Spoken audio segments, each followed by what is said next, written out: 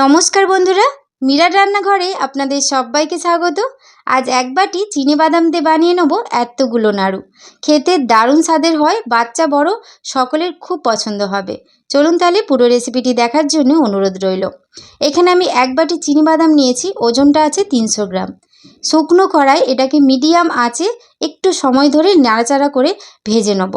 খুব একদম লাল লাল করে ভেজে নেব না, মানে গ্যাসের ফ্লেমটা কিন্তু মিডিয়াম থাকবে, হাই করা যাবে না, তাহলে কিন্তু গাটা পুড়ে যাবে আর বাদামটাও ভেতর থেকে কাঁচা রয়ে যাবে। মিডিয়াম আঁচে একটু সময় ধরে এটা নাড়াচাড়া করে নিলাম। দেখুন এটা আমার ভাজা হয়ে গেছে, অথচ কিন্তু গাগুলো কালো হয়ে যায়নি। এবার এটা একটু নামিয়ে ঠান্ডা করে এটা আমি খোসাগুলো পরিষ্কার করে ছাড়িয়ে নিয়েছি।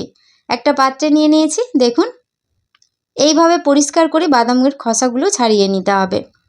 এবার এগুলোকে আমি গুঁড়িয়ে নেব। তার জন্য এখানে একটা মিক্সিং জার নিয়েছি আর নিয়েছি ছোট একটা হামানদিস্তা। হামানদিস্তার মধ্যে এক মুঠো বাদাম আমি ওর মধ্যে দিয়ে দিচ্ছি। এক মুঠোই লাগবে, বেশি দেওয়ার দরকার নেই। বাদ বাকি ভাজা বাদামটা আমি মিক্সিং জারে নিয়ে নেব। পুরো রেসিপিটি আপনারা দেখতে থাকুন। রেসিপিটা বানানো যেমন সহজ আর খেতে দারুণ স্বাদের হয়। সবটা নিয়ে নেওয়ার পর এটা আমি গুঁড়িয়ে নেব।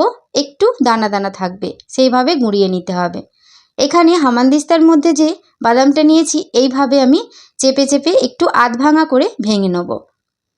এভাবে থেঁতললে হবে না, এইভাবে একটু চেপে চেপে ভেঙে নিতে হবে। থেঁতললে কিন্তু বাদামটা গুঁড়ো হয়ে যাবে।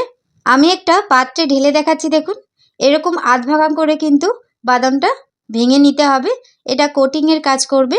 এবার এটাকে আমি সাইডে রেখে দেবো। আর এদিকে মিক্সিং জারে যেটা আমি গুঁড়িয়ে নিয়েছিলাম সেটা দেখুন একটু দানা দানা থাকবে, এরকম করকরে করে বাদামটা মানে গুঁড়িয়ে নিতে হবে। আপনারা শিলনোড়াতেও গুঁড়িয়ে নিতে পারেন। এবার গ্যাসের মধ্যে আরেকটা কড়াই বসিয়েছি, দিয়ে দিলাম এক বাটি চিনি। আর এক বাটি চিনিতে আমি হাফ বাটি জল দেবো। গ্যাসের ফ্লেমটা হাই ফ্লেমে করে চিনিটা আমি নাড়াচাড়া করে গলিয়ে নিচ্ছি আর একটু ফুটিয়ে নিচ্ছি। আমার চ্যানেলে আপনি যদি নতুন হয়ে থাকেন প্লিজ আমার চ্যানেলটি সাবস্ক্রাইব করবেন আর পাশে থাকা বেল আইকনটা পুশ করে দেবেন আমার নতুন ভিডিও পাওয়ার জন্যে। নাড়াচাড়া করে একটু চেক করে নিচ্ছি চটচটে হয়েছে কিনা।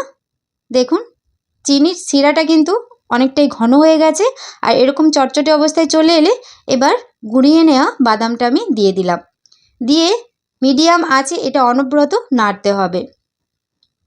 আর গ্যাসের ফ্লেমটা এই সময় একদম মিডিয়াম রাখতে হবে আর মিডিয়াম আঁচেই কিন্তু এই বাদামের পাকটা দিয়ে দিতে হবে। অনবরত নাড়তে নাড়তে এবার দিয়ে দেবো এলাচ গুঁড়ো এর স্বাদ বাড়ানোর জন্যে। আর দিয়ে দিচ্ছি 4 থেকে 5 চামচ গুঁড়ো দুধ। গুঁড়ো দুধটা অবশ্যই দেবেন। গুঁড়ো দুধটা এই বেশি পরিমাণে দিলে খেতে কিন্তু দারুণ লাগে। আবারও অনবরত এটা নেড়ে নিতে হবে আর ভালো করে বাদাম আর চিনির শিরার মধ্যে মিশিয়ে নিতে হবে। একটু গুটলি গুটলি থাকলে এভাবে খুন্তি দিয়ে একটু এইভাবে চেপে চেপে ভালো করে পাকটা আমি দিয়ে দেবো। দেখুন যেমন করে করছি।